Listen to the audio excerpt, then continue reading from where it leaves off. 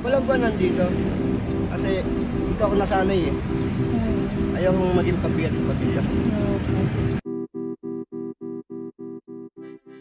Hello mga kapalad!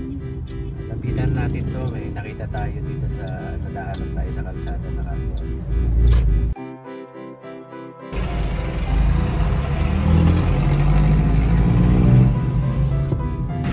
Good morning po. Ano po pangalan nyo? Victor, Victor po. Ilang taon na po kayo? 43, ay 48. Saan po lakad nyo? 48. Nangangalakal po. Saan po kayo galing tayo? Hinihintay namin kayo eh. Doon po sa kabilang tindahan kasi nagbenta po ako ng mga bote. Ay, opo. Mga bote ng beer. Hinintay po namin kayo. Sabi namin kung sino may-ari niyan. Ganyan naman po ang trabaho ko araw-araw. Alas 5 ng umaga hanggang alas 3 ng hapon. Pero taga rito lang din po kayo? Taga ano, mo po ako taga San Pedro.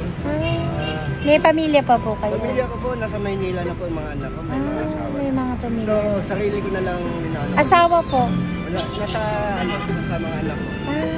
Ako lang po nandito. Kasi dito ako nasanay eh. Ayaw kong maging pabiyat sa pamilya. Kamusta naman po ang kita nyo?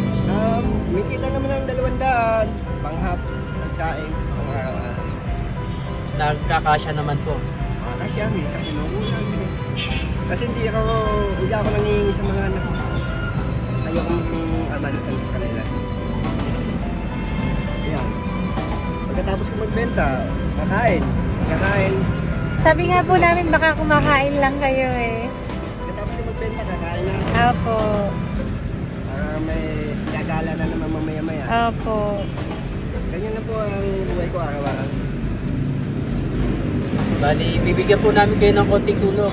Ay, salamat po. Sana makatulong po sa inyo. po to. Ingat po kayo sa kalsada ha. Opo, thank you po. Opo, Thank you God po. bless po. God bless po. Mag-ingat po kayo. God bless po.